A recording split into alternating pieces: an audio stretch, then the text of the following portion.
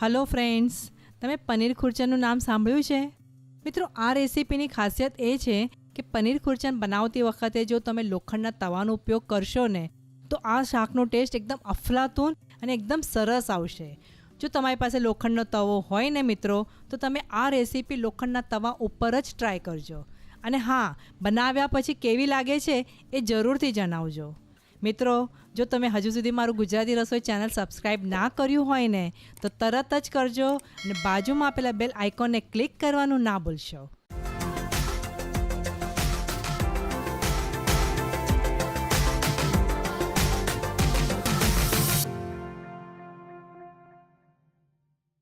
મારા વાલા મિત્રો, ગુજરાતી રસોઈ ચેનલ ફોર અ ચેન્જ એનું લોકેશન બદલી રહ્યું છે. મારું આ નાનકડા કિચનમાં તમારા સૌનું સ્વાગત છે. કિચન નાનું છે એના પર ના જશો. આ કિચનમાં અવનવી રેસિપીઝ બનાવીને હું તમને બતાવી રહી છું. અલગ અલગ વાનગીઓની ફેક્ટરી છે મિત્રો. આ બોમ્બેમાં તમને તો ખબર છે જગ્યા આમે ઓછી છે, તો તમને આ નાનકડા કિચનમાં પનીર ખુરચનની રેસિપી બનાવીને બતાવી રહી છું. તો એ માટે જે કંઈ સામગ્રી જોઈએ એ હું તમને બતાવી દઉં. 2 લાંબા કાપેલા સિમલા મરચાંના ટુકડા, 2 ટામેટાના આ રીતે લાંબા કાપેલા ટુકડા, 2 ડુંગળીના લાંબા કાપેલા ટુકડા, 150 થી 200 ગ્રામ પનીરના લાંબા ટુકડા, ઝીણી સમારેલી કોથમીર, 3 થી 4 ટીસ્પૂન ક્રીમ, 2 લાંબા કાપેલા લીલા મરચાંના ટુકડા, 1 થી 1.5 ટીસ્પૂન આદુ અને લસણની પેસ્ટ, 1 થી 1.5 ટીસ્પૂન લાલ મરચું, 1 ટીસ્પૂન ગરમ મસાલો, 1 ટીસ્પૂન ધાણા જીરું, 3/4 ટીસ્પૂન આમચૂર પાવડર, 1/2 ટીસ્પૂન હળદર, 1 ટીસ્પૂન જીરું અને સ્વાદ પ્રમાણે મીઠું. મિત્રો, હવે તવો ગરમ થાય કે આપણે થોડું તેલ નાખીશું અને તેલને થોડું તવા ઉપર સ્પ્રેડ કરી લઈશું. મિત્રો, આ શાક લોખંડના તવા ઉપર બનાવીએ ને તો ખાવામાં ઘણું સરસ લાગે છે. પણ જો તમારી પાસે લોખંડનો તવો ના હોય તો તમે નોનસ્ટિક પેન પણ વાપરી શકો છો. તેલ ગરમ થાય કે 1 ટીસ્પૂન જીરું નાખીશું, લાંબા કાપેલા લીલા મરચાંના ટુકડા નાખીશું અને લાંબા કાપેલા ડુંગળીના ટુકડા નાખીને થોડી સોતે કરી લઈશું.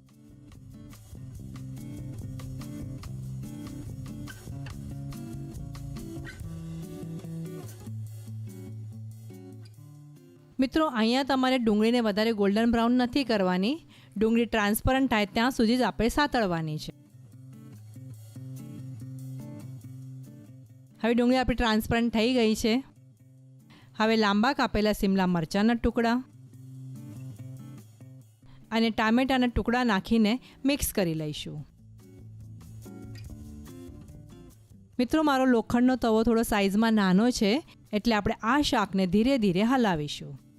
થોડું શાક તમારું કૂક થઈ જશે તો થોડું શાક તમારું શ્રિંક થશે, એટલે તમને હલાવવામાં પણ ઇઝી પડશે.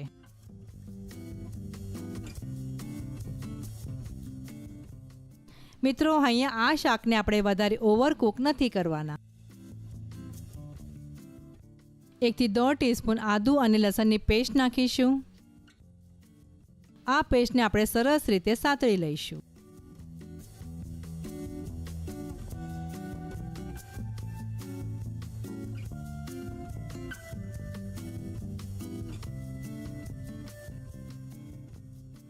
હાફ ટીસ્પૂન હળદર,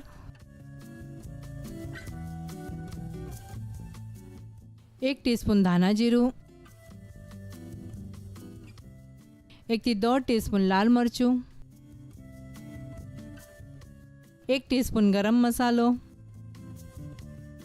3/4 ટીસ્પૂન આમચૂર પાવડર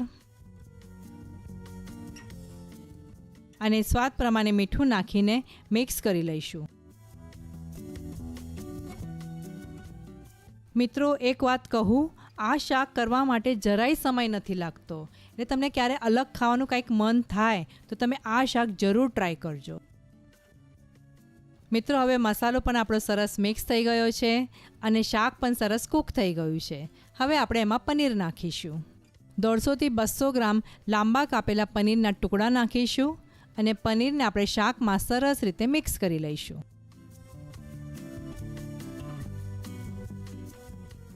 મિત્રો, આ શાક બનાવતી વખતે થોડું તવા ઉપર ચોંટવું જ જોઈએ, તો જ ખાવાની એક અલગ મજા છે. કેટલું યમ્મી લાગે છે ને આ શાક.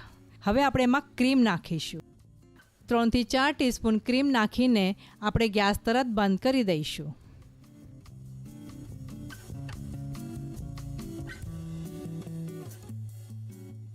મિત્રો, સાચું કહું, આ શાકનો ટેસ્ટ ઘણો જ લાજવાબ છે.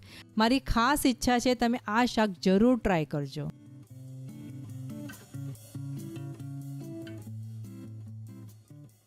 ઉપરથી ઝીણા સમારેલા લીલા ધાણાથી આ શાકને આપણે ગાર્નિશ કરીશું. મિત્રો, પનીરની એક અલગ જ વાનગી, લોખંડના તવા પર બનાવેલું પનીર ખુરચન તમારા માટે તૈયાર છે. મિત્રો, સરસ ખાઓ, સ્વસ્થ રહો અને ગુજરાતી રસોઈ જોતા રહેશો.